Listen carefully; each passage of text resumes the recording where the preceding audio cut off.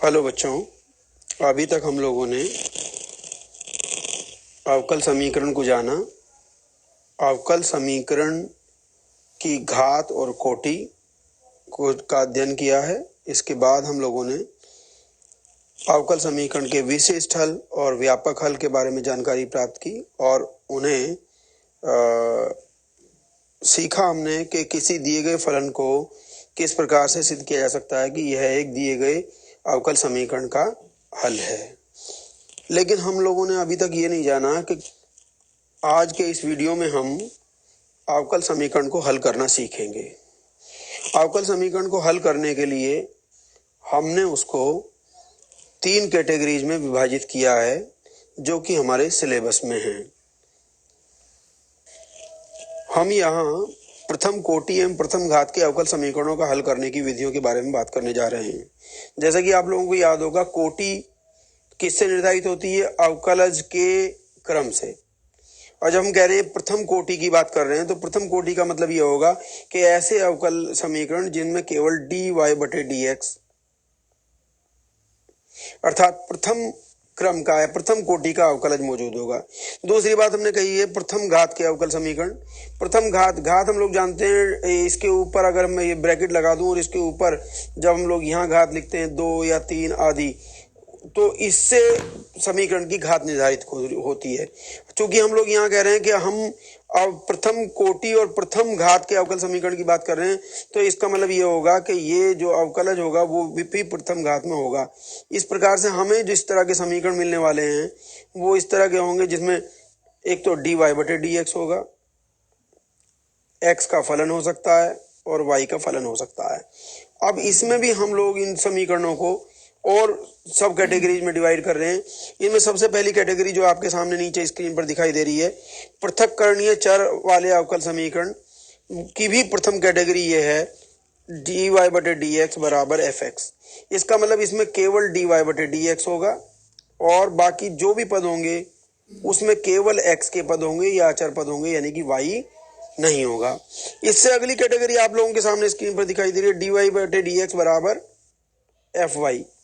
इसमें dy/dx होगा प्रथम अवकलज, जितने भी शेष पद होंगे वो सब या तो y के पद होंगे या फिर अचर पद होंगे, इसमें x नहीं होगा। और इसके अलावा इसी कैटेगरी में पृथक्करणीय चर वाले अवकल समीकरण में एक कैटेगरी और आती है जिसमें dy/dx बराबर fx इंटू 5y इस तरह के पद होंगे, यानी कि प्रथम क्रम का अवकलज होगा, x के पद भी होंगे और y के पद भी होंगे, लेकिन ये x और y के पद ऐसे होंगे जिनको अलग अलग किया जा सकेगा, सेपरेट किया जा सकेगा। इस तरह के अवकल समीकरणों का हल करना अभी हम लोग सीखने जा रहे हैं। अवकल समीकरण का हल ज्ञात करने से पहले हम लोग एक बार अवकल समीकरण के बनाने की विधि और अवकल समीकरण और उसके पूर्वक के बीच में संबंध पर पुनर्विचार करते हैं। मान लीजिए आपको एक पूर्वक दिया गया है जिसमें स्वतंत्र चर x, परतंत्र चर y और एक स्वेच्छाचर c दिया हुआ है। तो हम लोग जानते हैं कि जब हम इससे एक अवकल समीकरण प्राप्त करते हैं तो हमारा काम ये होता है कि चूंकि स्वेच्छाचर केवल एक है, इसका अगर हम अवकल समीकरण प्राप्त करेंगे तो हमें पता है वो प्रथम क्रम का या प्रथम कोटि का अवकल समीकरण आएगा। इसका मतलब केवल एक बार हमें इसको डिफरेंशियल करना पड़ेगा और c जो अचर पद है, स्वेच्छाचर है, इसको गायब करना पड़ेगा और इसका स्थान, इसकी जगह पर हम जानते हैं कि क्या बोलते हैं उसे, एक प्रथम कोटि का अवकलज आ जाएगा और फंक्शन की प्रकृति थोड़ी सी चेंज हो सकती है। इस तरीके से हमारे पास अवकल समीकरण आ जाएगा 5x, y dy/dx बराबर 0। इसका मतलब क्या है कि अब इसमें से अचर, स्वेच्छ अचर जो था वो गायब हो चुका है। तो ये तो हम कह रहे हैं ये तो पूर्वक है और ये जो है हमारा, सॉरी उल्टा हो गया, ये तो हमारा अवकल समीकरण है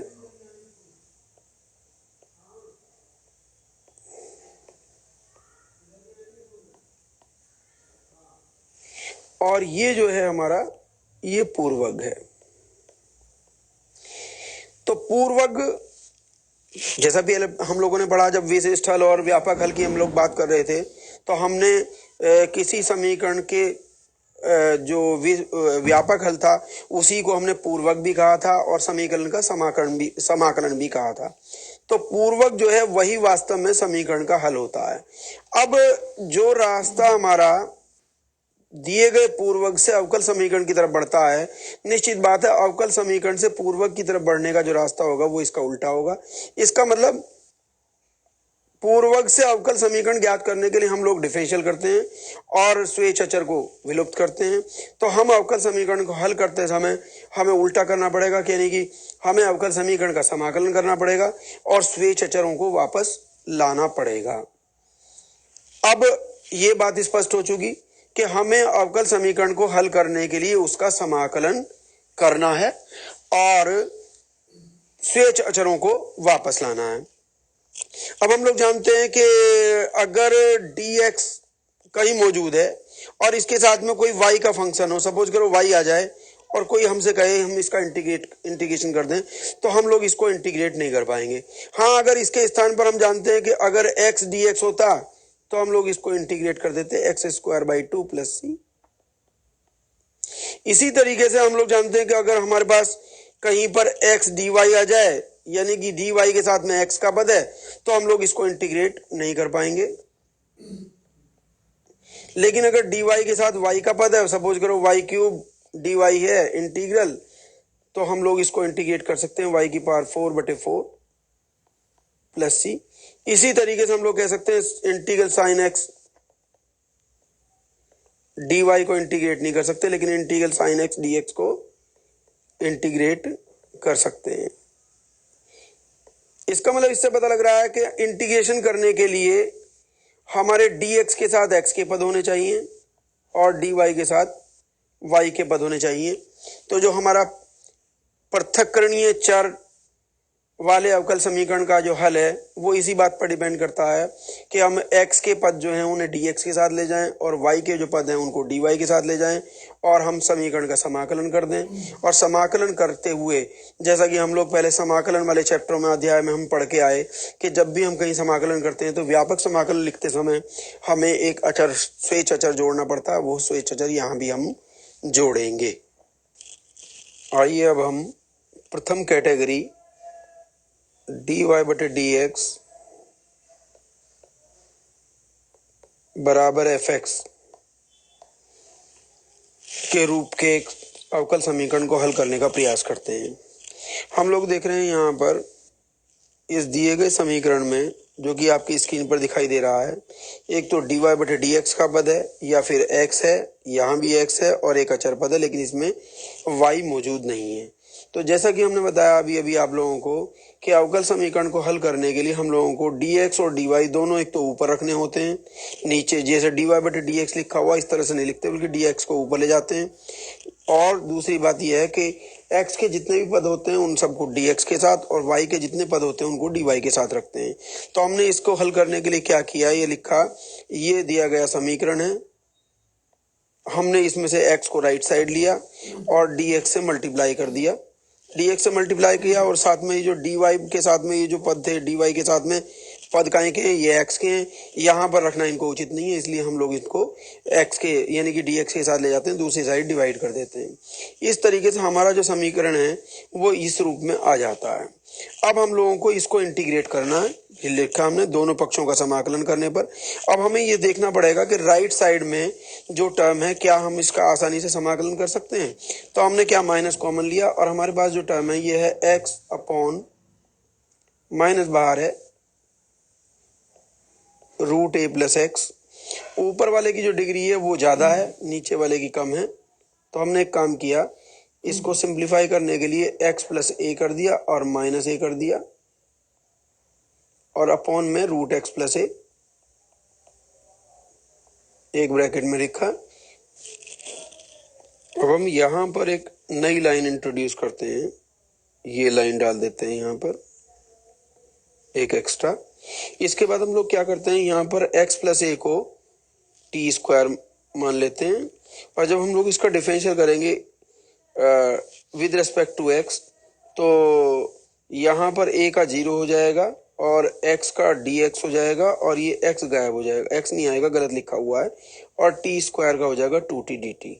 तो इस तरीके से हम लोग इस इक्वेशन को चेंज करते हैं, ये इंटीग्रल बन जाएगा, ये जो लेफ्ट साइड में dy था इसका इंटीग्रल y हो गया, और यहाँ पर a प्लस एक्स की जगह जब हम टी स्क्वायर रखेंगे तो टी स्क्वायर माइनस का a, और नीचे आ जाएगा रूट में जब हम टी स्क्वायर रखते हैं तो ये t बच जाएगा, और dx की जगह 2t dt। इसको हम लोगों को इंटीग्रेट करना है, 2 बाहर है हमारा ये, और ये t से ये t कैंसिल, तो बचा हमारे पास t square minus a d t. Integrate किया, टी स्क्वायर का टी क्यूब बाई 3 होगा, माइनस ए कांस्टेंट है, डी टी का टी होगा, और एक कांस्टेंट हम लोग ऐड कर देंगे सी ऐड कर सकते हैं, सी बाई 3 भी ऐड कर सकते हैं, ये हम पर डिपेंड करता है, क्योंकि सी कांस्टेंट है तो सी बाई 3 भी कांस्टेंट है। कई बार हम लोग अपनी मर्जी से कांस्टेंट ऐड करते समय थोड़ा चेंज कर लेते हैं उसको, ये देखते हुए कि बटे में कोई संख्या तो नहीं आ रही है, तो हम अचर पद के साथ भी वही संख्या बटे में रख लेते हैं। जैसे कि यहाँ पर हमने ये देखा, हमने टी क्यूब बटे 3 आ रहा है, तो यहाँ पर भी हमने सी बाई 3 रख लिया। अब इसके बाद हम लोग यहाँ पर एलसीएम देंगे, 3 यहाँ आ जाएगा, बटे में 3 होगा, और 2/3 बाहर आ गया। इस तरीके से ये इंटीग्रल हो गया। सबसे लास्ट में हम लोग टी की जगह, यानी कि टी स्क्वायर की जगह पर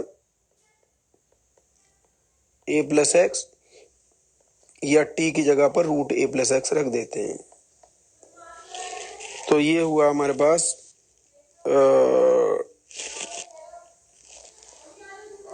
ये इस प्रकार से हमें इस सवाल का हल मिल जाता है। आइए अब हम ऐसे ही एक अन्य उदाहरण के पर विचार करते हैं जो आपके सामने स्क्रीन पर दिखाई दे रहा है। इसमें भी आप लोग देख सकते हैं, एक तो dy बटे डी एक्स है और बाकी सारे पद x के पद हैं, इसमें y का पद नहीं है। तो हम लोग बिल्कुल इसी प्रकार से dx को राइट साइड ले जाते हैं इधर x के पदों के साथ, और इस रूप में हम लोग इसको लिख देते हैं समीकरण को। और अब सीधा काम हमारा होगा, हम इसको इंटीग्रेट करेंगे। तो जब यहाँ पर हम पहुंचेंगे, इस जगह पर हम लोग देखते हैं कि इसमें एक टर्म राइट साइड में आ रहा है tan inverse x cube, tan inverse x cube. अगर ये tan इनवर्स एक्स होता अकेला तो हम लोग इसको इंटीग्रेट कर पाते हैं इजीली, लेकिन यहाँ पर x की जगह जिसने ली है कि वो क्या है एक्स क्यूब, तो हम लोग क्या करते हैं, एक्स क्यूब को t मान लेते हैं, t बराबर एक्स क्यूब, और डी टी बटे डी एक्स जब करेंगे तो ये होगा 3x स्क्वायर, और हम लोग इसको 1/3 डी टी अलग कर लेते हैं और हमें मिलता है एक्स स्क्वायर डी एक्स। तो जब हम एक्स क्यूब को टी मानते हैं तो हम एक्स स्क्वायर डी एक्स को डी टी पुट कर सकते हैं। तो इससे अगले स्टेप में हमारा इक्वेशन जो बन जाता है वो बन जाता है इंटीग्रल डी वाई बराबर integral tan inverse x cube into x square D x. और हम लोग इसको लिख सकते हैं इंटीग्रल tan इनवर्स एक्स की जगह, एक्स क्यूब की जगह tan इनवर्स टी, और एक्स क्यूब की जगह टी, और इसकी जगह 1/3 डी टी। और अब ये 1/3 चूंकि कांस्टेंट है बाहर निकाल सकते हैं, इंटीग्रल रह जाता है हमारे पास T tan inverse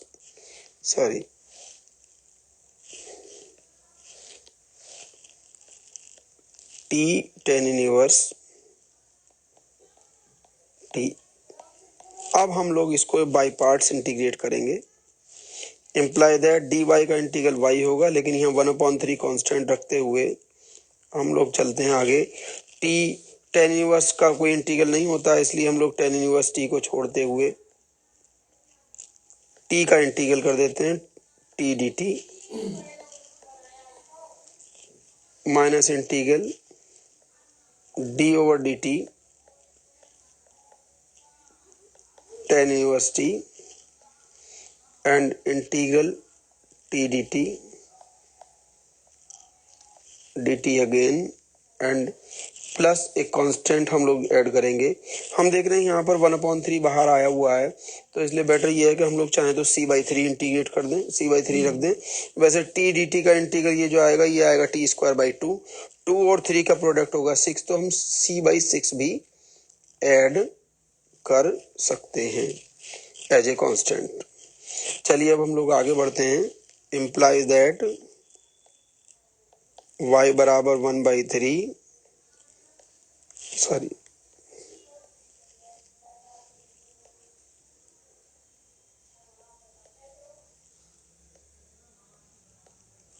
tan inverse t और t का integral t²/2 minus integral tan inverse t का 1/1 प्लस t² और t²/2 dt again plus c/6. It will give you 1/3 into bracket 1/2 t² tan inverse t और minus 1/2 integral t² plus 1 करेंगे minus 1 करेंगे और upon में t² plus 1 dt again और plus c/6. It will give you, bracket खोल देते हैं, 1/6 t² tan inverse t minus यहाँ भी 1/6 आएगा और एक नया ब्रैकेट यहाँ पर हम लोग बना लेते हैं, integral t² plus 1/t² plus 1. Sorry, ये ब्रैकेट यहाँ बनाने के बजाय हम लोग इंटीग्रल के बाद बनाएंगे.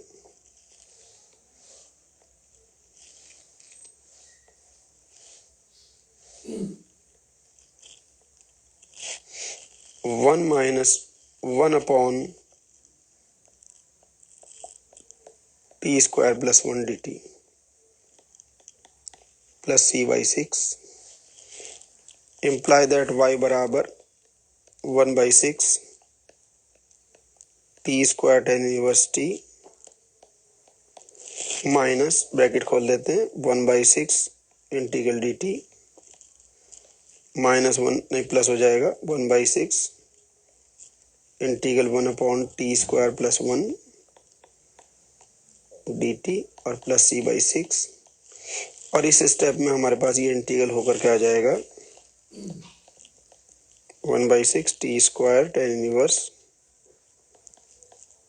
t माइनस 1/6 t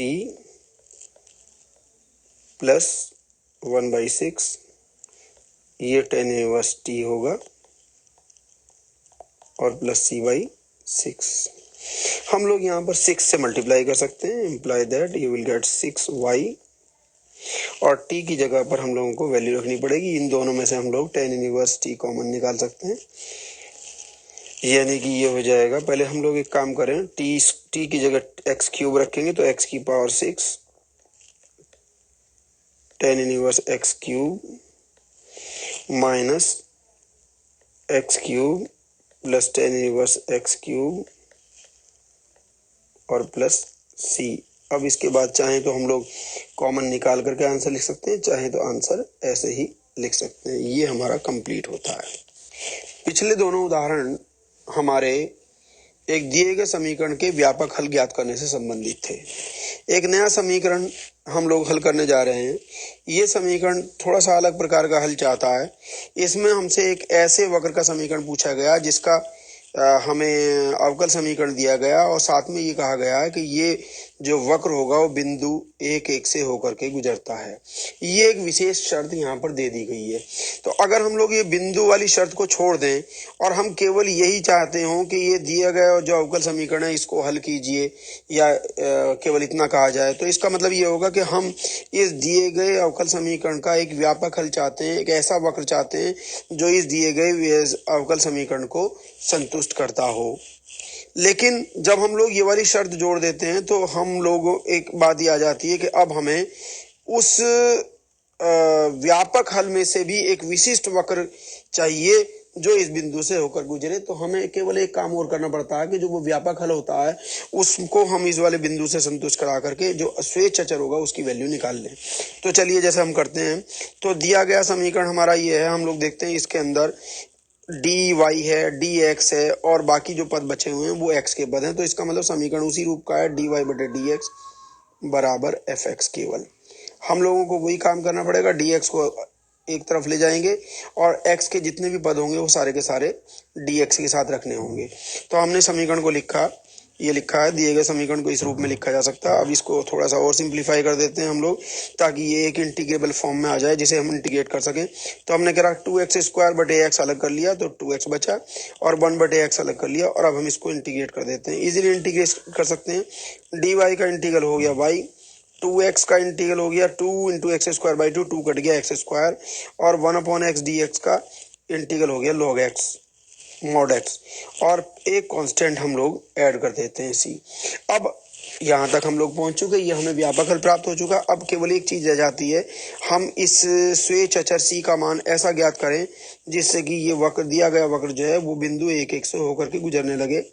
उसके लिए वो वक्र इस वाले बिंदु के द्वारा संतुष्ट होगा। तो हमने क्या किया, यहाँ पर हम लोगों ने x की जगह 1 और y की जगह 1 रख दिया यहाँ पर। तो ये करा, यहाँ पर मैं दिखाता हूँ। जब हम लोग इस वाले वक्र के समीकरण में x की जगह 1 और y की जगह 1 रखेंगे तो हमें क्या मिलता है, 1 बराबर 1 का स्क्वायर प्लस log 1 बराबर प्लस c।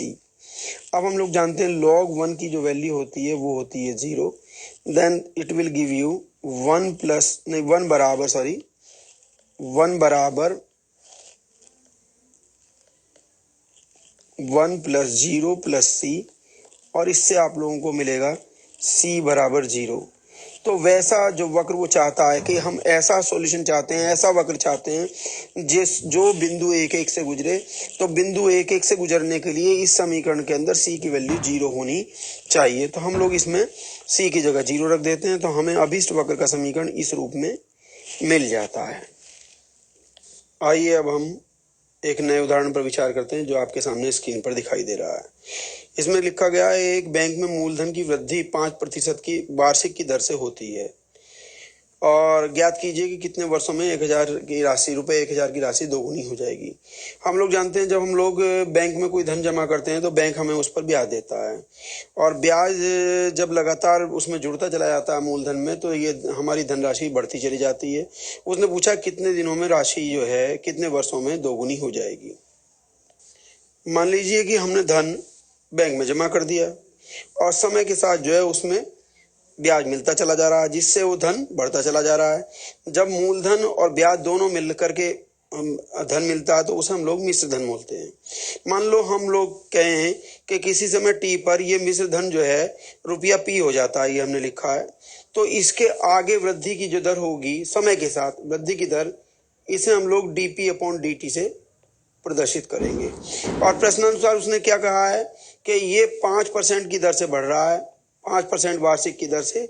इसका मतलब ये हुआ जिस समय धन p है तो उस समय इसकी वार्षिक वृद्धि की दर जो होगी ऐसे लिखी जाएगी 5/100, ये तो 5% को प्रेजेंट करता है, और गुणा मिश्र धन कितना है इसका p। तो इस तरीके से हो जाएगा कि ये जो वार्षिक वृद्धि की दर जो है वो dp/dt इसके बराबर होगी। ये हमने यहाँ पर लिखा है। अब हम लोगों को वो टाइम चाहिए, समय चाहिए, वो वर्ष चाहिए जबकि ये मूलधन जो है हमारा दोगुना हो जाएगा। तो हम लोग क्या करेंगे, टाइम निकालना है, और हमें ये पता है p कितना हो जाना है, 2 गुना 1,000 रुपये का, यानी कि 2,000 हो जाना है। तो हम लोग इस समीकरण को हल करने के लिए हम लोग देखते हैं यहाँ पर एक तो dp/dt है, साथ में p है, लेकिन टाइम है नहीं। तो हमने dt को राइट साइड ले गए और हमने देखा कि dt के साथ में p को रखने का कोई औचित्य नहीं है, इसलिए हम लोगों ने p से dp को डिवाइड कर दिया। समीकरण इस रूप में आ गया। दोनों पक्षों का हम समाकलन करते हैं, तो इंटीग्रल 1/p dp, और राइट साइड में इंटीग्रल 1/20 dt, और इसका इंटीग्रल 1/p dp का हो जाएगा log p, और 1/20 कांस्टेंट है बाहर, dt का t हो जाएगा, और साथ में एक कांस्टेंट हम लोग जोड़ेंगे। अब हमें ये मालूम है कि यहाँ पर जब प्रारंभ हुआ था हमने कितने रुपए जमा किए थे, और उस समय कितना था, स्टार्टिंग हुई वहाँ टाइम की, तो t बराबर 0 था, और हमने धन जो जमा किया था वो p की वैल्यू जो थी उस टाइम थी 1,000 रुपया। तो हम लोग यहाँ पर रखते हैं, तो हम देखते हैं इसमें समीकरण 1 में हमने संतुष्ट किया। कैसे करा, log p यानी कि log 1,000 बराबर t कितना 0/20 प्लस c। तो 0 तो 0 हो गया, इसका मतलब ये हुआ c की जो वैल्यू आई हमें मिली c बराबर log 1000 हम लोग यहाँ पर रख देते हैं। तो समीकरण ये जो हल जो हमारा आया था वो इस रूप में आ जाता है। अब हमें ये हमने मान लिया कि माना t1 वर्षों में मूलधन जो है 2 गुना हो जाता है, अर्थात t बराबर t1 पर p की जो वैल्यू है वो 1000 की 2000 हो जाएगी, 2000 रुपये। हम लोग इन वैल्यूज को भी यहाँ पर रख देते हैं। तो हमें मिला log 2000 बराबर t1 बटे 20 बराबर plus 1000। Imply that t1 upon 20 को एक साथ ले लिया हमने, log 2000 माइनस log 1000 को दूसरी साइड ले जाते हैं तो log 2000 माइनस log 1000। तो हम लोग जानते हैं log a minus log b जो होता है वो होता है log a अपॉन b। तो इसलिए हम लोग इसे लिख देते हैं log 2000 बटे log 1000। ये बना 1000 से 2000 को भाग दिया log 2 आ गया, और ये आ गया हमारे पास 20 से मल्टीप्लाई करके। तो हमें पता लग गया इतने वर्षों में जो मूलधन है वो बढ़ करके 2 गुना हो जाएगा। ऐसा ही एक और क्वेश्चन आपके सामने स्क्रीन पर दिखाई दे रहा है। dy बटे dx इसमें मौजूद है, सारे पद x के हैं, y नहीं है। इसको हम लोग हल करते हैं। देखिए, तो dx को हम लोग x के पदों के साथ रखेंगे तो dy बराबर हो जाएगा, इसे मैं लिखता हूं, दिया गया समीकरण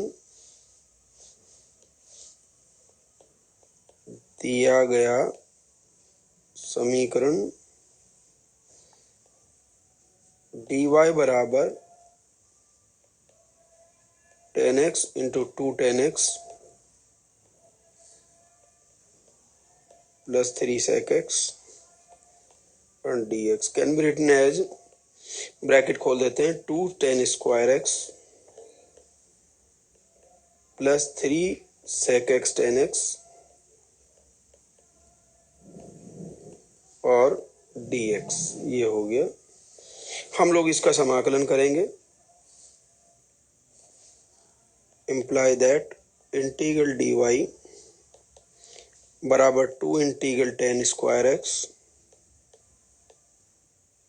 dx plus 3 integral sec x 10x dx। Imply that dy का हम लोग जानेंगे क्या होगा, y 2, लेकिन 10 स्क्वायर x का कोई डायरेक्ट इंटीग्रल नहीं होता, इसे हम लोग लिखेंगे sec square x minus 1 dx plus 3 sec x 10x का हो जाएगा 3 sec x बराबर 2 sec स्क्वायर x dx का इंटीग्रल 10x हो जाएगा और माइनस 1 dx का इंटीग्रल x हो जाएगा और plus 3 sec x and plus c। This is the answer. इसको कितना भी सिंप्लीफाई आप कर सकते हैं। ऐसा ही एक और एग्जाम्पल आपके सामने स्क्रीन पर है, dy बटे dx बराबर 1 upon square root Y square plus 2y plus 1। और इसको हमें हल करना। इसमें हम देखते हैं कि इसमें dy बटे dx है और केवल y के पद हैं, x के पद नहीं है। तो हम लोग इस समीकरण को लिख सकते हैं dy बटे dx बराबर 1 अपॉन स्क्वायर रूट। हम लोग देखते हैं कि जो स्क्वायर रूट में जो टर्म है ये पूरा होल स्क्वायर बना रहे हैं, y प्लस 1 का होल स्क्वायर है और स्क्वायर रूट जो है y होल स्क्वायर से कैंसिल हो जाएगा, you will get y plus 1। Imply that, अब हम लोग क्या कर सकते हैं कि चूंकि ये y के पद हैं, y के पद सदैव dy के साथ रहने चाहिए, तो हम लोग लिखेंगे y प्लस 1 dy और राइट साइड में हम लोग लिखेंगे dx। समाकलन कर देते हैं। Imply that integral y plus 1 dy बराबर इंटीग्रल dx, y का हो जाएगा y स्क्वायर अपॉन 2 और 1 का हो जाएगा y और dx का x होगा और प्लस में हम लोग जोड़ देते हैं c। This is the answer. हम चाहें तो c/2 भी जोड़ सकते हैं, थोड़ा सा लिखने में सिंप्लीफाइड हो जाएगा ये।